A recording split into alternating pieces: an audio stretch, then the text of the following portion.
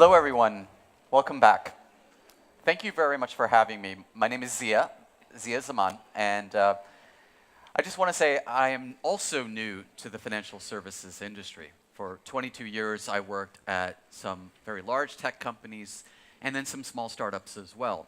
And so when they asked me to come join a Fortune 50 financial services firm in insurance, I actually looked at the phone and I said, I think you have the wrong guy. To which they said, how many Zia Zamans could there be? Do you know something about data and analytics? I said, yes. And the rest is history. So I've spent the last 3 years actually working on a number of things. And the agenda for today is to tell you a little bit more about why innovate. And I think Professor Fisher handled that extremely well. Secondly, I want to talk a little bit about the portfolio, some of the early successes over the first 2 years. And then lastly, maybe talk about where we headed as a continent by focusing on the Asian consumer. So some of the themes are going to be very similar to what you've heard already this morning, but I want to provide you a practitioner's view as the Chief Innovation Officer for MetLife Asia, which is a fairly large Fortune 50 organization, and is the senior most innovation professional there. So first, a little history lesson. So what is the only thing that insurance and innovation have in common? Anyone? Keep this interactive. What do they have in common? This 400-year-old industry that I walked into, and innovation, supposedly my field. Usually get more guesses, right? So the best answer I've heard is their position in the dictionary. It's really all they have in common. And fundamentally, something changed about a year into my career at MetLife, and that's really this. And when you look at this, you see a variety of insurtech companies. You've heard of fintech, but insurtech might represent maybe a third of the size of all the entire fintech landscape. And just in Asia, we think there might be hundreds, literally hundreds of insurtech startups, as well as labs and accelerators and other types of companies like ours. So all of a sudden, insurance has gotten sexy. And from a venture capital point of view, a good barometer as to see whether or not disruption is going to affect your industry, we've seen roughly $5 billion of investment by Sandhill Road, the venture capitalists, in insurtech. And much of this is in the United States, about 60 to 70%, then in China. But other than just the startup investment, we're also starting to see investment by the incumbents and other non-traditional players to move into, I'll call it risk products, not necessarily insurance. And maybe the reason why I took the role, sitting comfortably in the tech industry, just waiting for the rest of the Asia to catch up, was these two factors. The first is that we live in the experience economy. We as brands live or die on the basis of how well we deliver value to our customers every day. Whether you're Rakuten or Amazon, whether you're Lazada or Grab. And those experiences are all pretty good. And consumers have this expectation. The longest 12 minutes of their life, waiting on hold for their credit card, is the experience that we've gotten used to. And that gap between our experience that we deliver in the financial services industry and the experience that we regularly get through other industries is just getting wider. Now, how many of you have an Amazon Alexa assistant in your home? Probably not that many of you, but those who do, it does transform your interface around computing. And I've been around computing for a long time, and I thought this is probably just a toy. But the types of questions that I ask and the way in which we use it for either information or for sharing is just phenomenal. So conversational commerce is one of the things that delivers a seamless, frictionless experience. And therefore, in the experience economy, you have to deliver value sooner. That's very difficult for a life insurance company that's very comfortable interacting with its customers 1.44 times a year. As an industry, just imagine 1.44 interactions per year as compared to a social media company or another brand. The second point is around Asification. And this is a belief that I had around 2010 and 2011 to see that the demand curve is bending towards Asia. We've got away with, as large brands, just serving the Western European and the North American markets for too long. But since about 2011, since about WeChat, we started to see that people are innovating in Asia for Asia. And that Asification of demand is a good reason why we want to start here. MetLife's only innovation center was in Southeast Asia, in Singapore, and then we will branch out. Because if you can get something right in Bangalore, it'll fit in Buenos Aires and might actually make it to Boston. So why do we, as a company, want to innovate? And I want to introduce LumenLab. And for those of you who've taken my name card before, you'll see that there's a white side and there's a odd brown side on the back. And we didn't want to just be MetLife because it's very difficult to disrupt your own industry. So we had to be something very, very different. We got our own domain. We broke so many rules when it came to IT and governance. We were LumenLab first as our principal brand. And that really was, if you can see it in the background there, one of the more creative spaces in Singapore. Over time, we realized that we had two remits, not one. I thought it was just number two when I started. I'm going to commercialize value-creating innovations that are either disruptive or that in-between differentiating area. But in fact, number one is perhaps the most important thing that we do for the corporation and perhaps for the industry at large. When I talk to C-level audiences, they only want me to focus on number one. Much of the writing that I do in journals is only about the mindset shift. When I talk to experienced industry professionals who've been in insurance, they say that the ability for the culture to shift its mindset towards growth, and in particular understanding the customer, will be the greatest driver of TSR. And I think I believe that. So I'll talk about these two dual purposes. First, framework and behaviors. I voted for behaviors just as much, I think, as from the top, because behaviors are embedded throughout the culture. They're what happens when nobody's looking. And we focus on what it is that we do and teach, as well as what are the behaviors that we want to embed into the organization. And yes, maybe only 20% of the people in your company, maybe even 10%, are innovating. But those other 80 or 90% are not just cheerleading, but they're exhibiting these behaviors. This is not the cook that you usually see quoted. He's one of my more favorite cooks. And he is the original fintech. Intuit started 20, 30 years ago. And in the I think it's the Forbes innovation list, Intuit's still on that list. Why? It's their culture. It's a customer culture. They are very, very open and very, very focused on learning, perhaps more than any other company.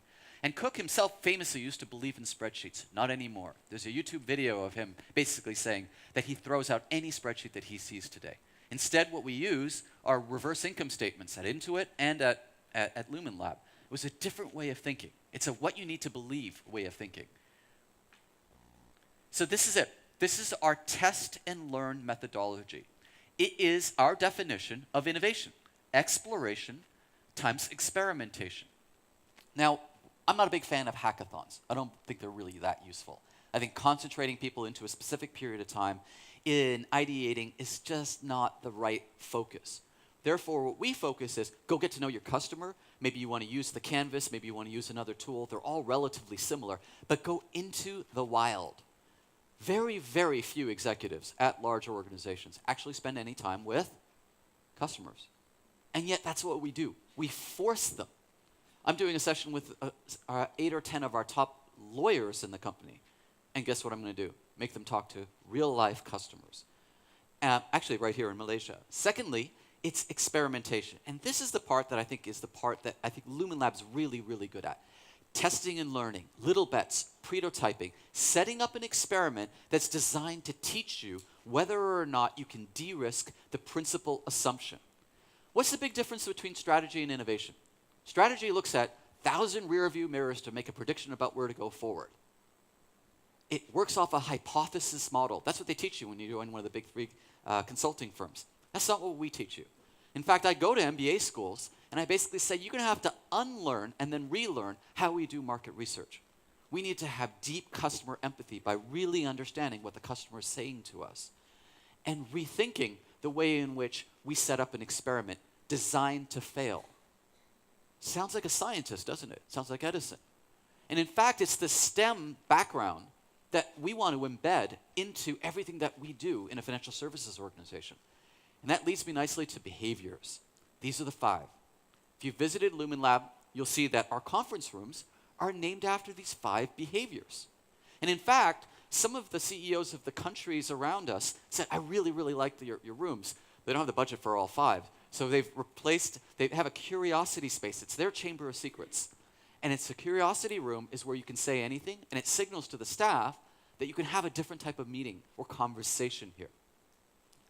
How often do you see these behaviors in your financial services institution? At your regulator? At your partner? Well, if your partner is Rakuten or Tencent, you're going to see this quite a bit. And that's the key. Do you have that curiosity culture that Cook is talking about? Do you set up experiments? Alphabet does this extremely well. The hall of failures at Google is incredibly long, as is with Microsoft. I was acquired by Microsoft in 2008, very luckily. Great timing. And yet there are a lot of things that don't work at Microsoft, and they're happy to see that they've taken that experiment. Velocity and bravery, I think we're still good on bravery, but I have to admit, mea culpa, my velocity, I would say it's glacial, but I think glaciers are moving faster these days. So workshops, boot camps, incubation, we stole a page from some of the best books around here. NL does this very well, an Italian energy company. Cisco Systems, DBS does this great. And what we do is we say, we want to motivate and promote a cultural change in the organization. And maybe we've affected thousands of workers, but not to the degree that we'd like to. But the interesting thing is, I've actually spent more time focused on C-level and board level. So we have a partner here, Ambank. We've spent some time actually with their top management team. In Korea, I've spent time with their board, and so on and so on. Smaller workshops around culture for intimate C-level audiences and board-level audiences is how we're changing things. One of the most famous and most successful innovators of right now, to do something different, you actually have to do something differently. So this might be adverbs, not nouns, but something quite similar. And that's the point. As you study what Bezos does, he may not be the greatest manager, but as a leader, he encourages people to do different things and to do them differently. Great, I'm going to shift gears and talk a little bit about, well, what have you guys done in the last 2 years? And that's where this comes in, the commercializing, value-creating innovations. But first, let me show you a sort of a consultant chart. And this chart basically lays out on the x-axis the distribution, or how you go to market. And then you could apply that to any industry, the what you go to market with, which is old and new. Old's missing there. You could stay on Earth here. I used to have a space motif. And do incremental digitization. You heard that term in the financial services industry? I'm not interested in that. Digitization is papering over the cracks of the existing journey. It's tinkering. It's not really reimagining insurance. And therefore, we started off being purely disruptive and started to move in closer to Earth, but still having enough escape velocity to not end up crash landing. And what you'll see is some of the programs that we've done. First of all, we represented MetLife, and in fact, much of what we've done is speak to the industry, people like you, about what change needs to happen around the world. This hasn't just been in Asia, it's been in the United States and all over the world, as I mentioned before. We've also created a bit of a buzz around, can you actually innovate in insurance? And it's nice to see the recognitions. And of course, the media mentions. Many very large organizations that do innovation reasonably well, much of the press is actually about some of the innovations. Let me tell you a little bit about them, and I'll play a little bit of cards with you. There are 9 cards on the screen here. And I'm happy to go into detail. Out of any one of these 9 projects, we've had about a dozen over the course of the last 2 years. But these are 9 that do something a little bit different across a variety of different areas, whether it's health, aging, or fintech. And I can just get you started about why health. And it's because the job to be done for insurance, life insurance, is not a financial service. It's not a check. It's actually to allow our customers to live a longer, happier, healthier life. So you can go back to things you could do around raising the awareness or changing behaviors or improving diagnostics and screening. The amount of medical or health tech innovations in the next 10 years is just astounding. It's going to give us radical longevity. Genomics is going to actually turn this industry from a what-if industry, to use a little Singlish, to a so-how industry. We're going to go from what if it's a rainy day, what if I can't do this, what if I lose my job, what if I die, to a so-how. So how do I do gene editing? So how do I understand this gene mutation for my special needs son? So how do I upskill myself? So how? And in the future, you as customers, and maybe your nieces and your kids, will demand more in the experience economy to say, hey, what value have you delivered to me lately? And it will be health and genomics and other value-added services that will be the conversation that you have with your long-term insurance company. So I'll stop here. Any suggestions for something you want me to go into detail about? Any of these catch your fancy, either because of their angularness, their color?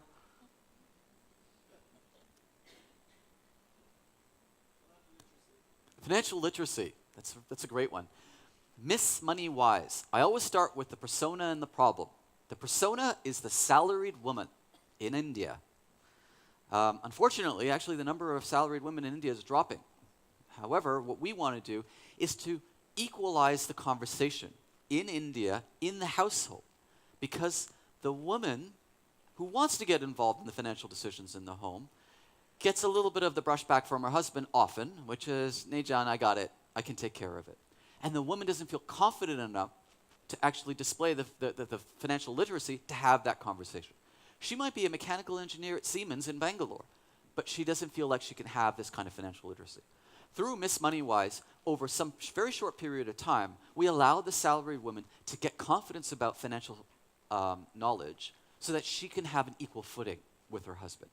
Financial literacy obviously leads to better decisions because we know that women make better decisions around long-term health and in particular around protection. So that's Miss Moneywise. I know you didn't ask, but I'm going to show you VR anyway because it's the one that ends up being pretty exciting. Miss Ear is around Bangladesh. It's around transparency. How do we increase the awareness of what insurance could be using comic strips and using a more of a transparent model around rating systems? InsureChain is potentially going to be involved in something similar to a sandbox around, it might be the first distributed ledger-based insurance technology. So we're working on that right now, and it's looking really promising. So Inairu is a success that we've actually transferred back to the business. It's about people like you in Japan, you providing them information about what other people do with their money. BerryQ is our most popular. It's got 2.5 million user interactions already. Life Navigator is actually for the US, so something built in Singapore is being exported to the US. Team Tempo is for emotional well-being for groups in Australia and the US. And Mind Matters is about taking a pen and paper cognitive test and turning it digital. And why? Because dementia is a big issue in aging Asia, especially in Japan. So, with that, Converse. Now, I know a few of you are thinking, virtual reality? That's a toy. What does that have to do with financial services? Well, I went and spoke at a virtual reality conference about, it's been a whole year now, and I got written up in vrzone.com in this particular way. They said, never would we have thought that as boring and tangential an industry would be using VR, but if it is, that must mean that we're onto something. And indeed, over the period of the last year and a half, we've had VR installed and serving 5,000 customers. Not 100 or 200, 5,000 customers have strapped on the VR headset and had an interactive experience. Pretty low fidelity experience, but one that is extremely satisfying. I'll tell you a statistic. They walk in typically into an insurance company experience, and sometimes they're irritated or they're upset. After they put this on, the positive reaction from the customer has been 95% in our surveys. Since when's the last time you saw a customer service app that has a 95 NPS? And our customer service agents are extremely happy because no one's swearing at them, and they're pleased. And so we're taking this to other geographies and bringing it to the home using Google Cardboard. And the regulator took the thunder, or stole our thunder, and said, I'm launching this, not just the company. So it's now live across multiple cities. And it got a lot of press. And the thing about press is, it's good and bad, but I think when you don't have to make a video like this when a fairly large Indian television station does it for you. I'm going to play for about a minute, this NDTV. It's kind of like a CNN lifestyle.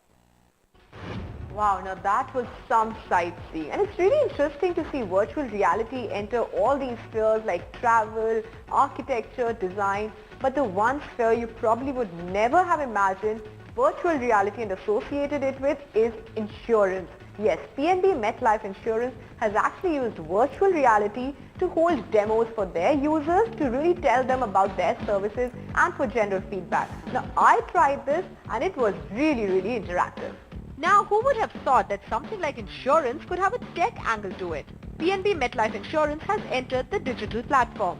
To enhance customer service, they have introduced virtual reality for better engagement. Using the camera of your phone, you can also capture any document. For instance, place an ID card and the information on the card is displayed in front of you on the screen. This new virtual dimension seems to be an innovative way for customers to get instant access to it. I'm going to stop there and point something out. We asked the regulator if that would be a sufficient piece of documentation to actually have the virtual reality capture as an ID for change of address. And they said, well, why not? We rewrote the policy and the process by the regulator, and a famously difficult regulator at that. Why? Because they never really thought that you could have a conversation like that where you have an image capture device. And now it's acceptable to use VR for image capture. 92% of our customers would prefer virtual reality to face-to-face. You don't have to tell me that. I may have a high EQ, but I really do not like people. I prefer to have an interaction with a bot and only use of people as a luxury service. 97% were happy with the interaction, and 95%, as I mentioned before, had a positive impression. This is the next one. This is the InsurChain one, and I want to talk about this because there are a lot of bankers in the room too. We talked about Bitcoin and blockchain, and I challenged the team. I said, we need to find a way to experiment with this around distributed ledger and smart contracts. And I really wanted to make life insurance and the process of claiming as easy as a Coke machine, a vending machine, which is you put a specific coin with a size and weight into a machine. The smart contract says, yep, that's right, I'll give you a 2 degrees Celsius Coke Zero. How can we make insurance like that? Get rid of the word claim. So what's what we're going to do? With respect to a certain segment of people, and that's pregnant women, and the risk pool is gestational diabetes. I could talk about this for at least 10 minutes, but you can look at the screen and see how it works. It'll be potentially the first distributed ledger blockchain available anywhere in the world entirely over your mobile. So the automated underwriting would be on your mobile phone, and your clinic would hash onto the blockchain the information that would be encrypted and automatically be dispersed into your DBS account, which is really amazing if we can get it to work. But that's the point. We're okay if it fails because it's a learning opportunity. What did you call it? Validated learning. Scenario, this is the people like me. I thought this isn't really going to be anything interesting. 40% of people would give us their personal financial information when we use this particular method. This is in English, but it's typically in Japanese. And the way we made it work is, we got the experience right, and we provided them information. Like, other people who are 41 years old, like you, living in Osaka, do this with their money. And as a conversation starter, it's just fantastic. It's the top of the funnel. And the data comes courtesy of the Japanese government. We didn't have to do any work for it. It was available right there. So that's just 3 examples of things that we've done that are pushing the boundaries of what insurance could do. I could talk for a long time about health. And in fact, I think that I will say something interesting about change. The first decade of this century, I'm really kind of disappointed with mankind. The amount of innovation that we brought to market, or that we had that was core science, wasn't that good from about 2000 to 2010. Since then, things have gotten a little bit better. The second decade has been pretty good. But I think the financial crisis hurt, and I think the only thing that really propelled into most users' lives was, of course, the smartphone and the way in which the mobile ecosystem has changed all of our lives. Outside of that, we didn't make as many advances as I'd like to see. The second derivative might have actually gone negative for a while. But boy, oh boy, am I an optimist about what's going to happen in the next 10 or 15 years. And most of it's going to be around health. Most of it's going to be around things that we can actively do. Now imagine if the people in this room, do I have the time? Very quickly. Imagine if there's people in this room, we had the ability to increase our life expectancy. So in Singapore, I'll use that data, the number of days that the life expectancy of an average Singaporean goes up by how many would you guess per year? So life expectancy is, let's say it's 70. It goes up by how many days per year? Any guesses? 3, 50? Good? Very quiet crowd. Failure is okay, remember? You have to experiment. The answer is around 70. It's a big number, or shockingly high, right? So if you're at 70, it goes to something around 70.4. And if you get that number to roughly around 91, then what that means is that by 2050, which isn't that far away, we're talking about 2050 right now, maybe half of the people in this room would have a life expectancy of 100. 100. So how do you sell life insurance? If the probability of death in your 29th year is statistically the same as the probability of death in the 65th year. I mean, 65 is the new 29 when we're all live to 100. We're going to be living in a world with less risk where we're living longer and working less. So how? We have to change the equation. It's not about uncertainty. It is about the unknown. And some of what we can see from other industries is giving us a hint, a clue about where life insurance is going. Collab. Please apply to Collab. We did it the first time. 4 startups, I don't know if there are many insurtech startups, got contracts with MetLife up to $100,000 US. We're doing it again right now. And on December 8th in Tokyo, we're going to hand out a big check, for at least one check, for 10 million yen. And the way we do it is we publish problem statements that for 12 things that we think we got to do better, and we ask insurtechs to actually apply. And for the finalists, we enlist champions. We had 56 champions from MetLife basically helping these 8 companies go through it. I won't show the video of the summit, but just show up next time and you can see it. Singapore, India, a number of other countries were applicants during the collab. And here are the finalists. Not the countries you might expect. I think 3 were from EMEA, 3 were from Asia, and a couple from the United States. The overall winner was the Indian company, Unifor, and Flamingo Democrats, and even Shift, the French company, also got a prize throughout this incredible experience. And we're doing it again right now. So if you're a startup out there, do it. Talent, they loved it. It engaged our talent. We have something like an organizational health index. I'm looking forward to seeing what the scores are going to be. But our talent is really motivated because they got involved with insurtechs. 56 people, as I mentioned before, and it got a lot of reads and it got a lot of social media impressions. Plus, the startups really loved the program. They thought it was different because it had clear problem statements and such incredible support from our people.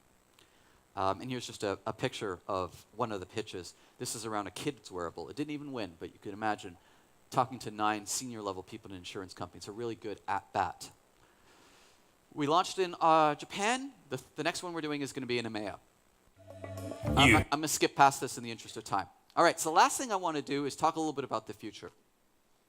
We did some original research about what are the trends that Asian consumers will be exhibiting over the next 5 years. And just to jump to the chase, this is a great quote from, funnily enough, the chairman of Nokia, which is, in business, we all drive cars with a whole windshield as a rearview mirror. You wouldn't even dream of doing this. And this is what we do. We hire strategy consultants to look backwards. We use antiquated models. You can't use yesterday's business model to sell to tomorrow's customers. It doesn't make any sense. And therefore, what we're really thinking about, and I won't use the Gibson quote, but it's my next slide, so go right past it, is the distribution of the future. And these are the 8. Please take a picture of this. Is the core of our annual report, which is generally available on PDF, and I had some print copies, but they've been taken to me by my meetings so far. The top line is really interesting. The blue line is about experience. This is about the customer experiences that Asians want in 2020 to 22. And I'll describe it very simply this way. They either want a frictionless experience that's seamless, autonomous, where IoT allows you to keep your phone in your pocket, and the world just magically works around them. And that experience is a kind of disappearing interface where intelligence is everywhere, the rules are there when you need them, but fundamentally you can get in, get out, and the experience is so very different than the frictionful experiences that we have today. At the other end of the spectrum, at the other end of the stage, is the other experience that customers want. They want an immersive wow experience. They want VR, they want AR, they want Magic Leap. And they're looking forward to saying, look, I know that there's going to be some new technologies that allow me to engage with you in a different way, using a holodeck, or look at the future in a new and amazing, awesome way. So take a look at that one. This will work. take a look at that one. That will work. Everything in between is insufficient. Customers don't want it. Either you go completely frictionless or you deliver a wow experience. That's it. That's what customers want. The next bit is pink. This is about non-traditional competitors. Trust and risk are fluid. Ant Financials does the transactions of the GDP of South Korea every year. There are non-traditional competitors that are basically going to offer the products that we have, whether you call it savings or risk products or protection. And so we want to go where the puck is. We want to basically embed our risk products into the customer journey for something that they do frequently. So in Indonesia, I'm spending some time thinking about what are the things that people do, and talking to one of their largest companies about, could you embed insurance into one of those very frequent journeys? And that's the way we have to start thinking. We're not just an industry. We're not insurers. We are providers of risk products. We're providers of experiences that might actually sit in other people's platforms, might be embedded into the mobile top-up card, even baby formula. We've been experimenting with, could you put baby insurance onto the wrapper of baby formula? The last one's around self-driven, the gray ones, self-driven careers, great health expectations, emotional shared management. That's about the gig economy. That's about health, as I mentioned before. It's about emotional health. People don't talk about it here in Asia, but the discretion of a mobile phone, we might see in the next 5 or 10 years, emotional health coming to the forefront. Let's put it this way. If you're an organization, if you're a country, if you're a family, if you can provide for all three, your financial well-being, the emotional well-being, and the physical well-being of your community, you will see your performance go way up. And the companies that don't, the countries that don't, will suffer. You have to do all three in conjunction. There we go. I won't go through this in the interest of time, but we have this in our reports around emotional health, around shared health, etc. I'll end with this particular thesis, and then it's really focused on the life insurance people. As you boil down these 8 trends, which are consumer trends, not necessarily financial services trends, what it means for insurance are these 4 things. And this is what my team is focusing on. The first is health. I've mentioned that before. How do you actually actively help people do screening through liquid biopsies to avert cancer, to change out health outcomes? The second is perhaps the most interesting for me. It's about the next 2 billion. It's about taking those communities of people that are underrepresented and then reimagining what insurance is from the ground up to serve the next 2 billion people on the planet. Octogenarians, women, urban, the rapidly urbanizing, the rural emerging middle class, and people of faith. And then AI and smart processes, augmented advisor, it isn't a Terminator. That's not our future. Humans will be in the loop. It'll be more like Tony Stark. So the last point I want to say is it's about you. This is a story about culture, and it's about lighting the way. And it's about you as individuals. No matter where you are in the organization, the responsibility falls on you to change the culture. You can experiment with prototypes, you can make little bets, but fundamentally, it is the behaviors that we exhibit and the things that we do that will get the rest of the industry to wake up. In 2022, let me just skip past this in the interest of time. Thank you very much.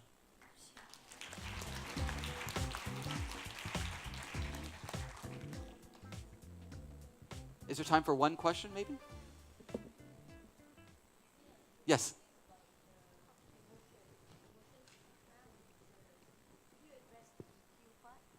Yep. I'll go back. Emotional health is one of my favorites. So EQ is a differentiator, right?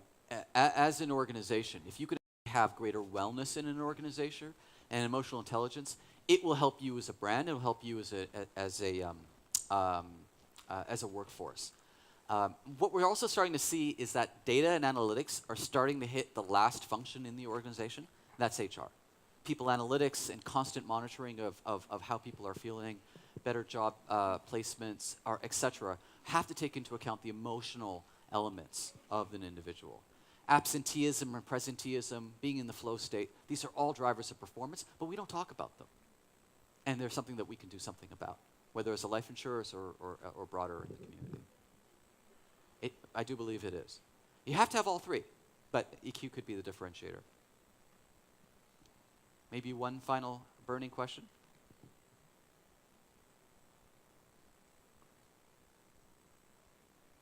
Well, thank you again.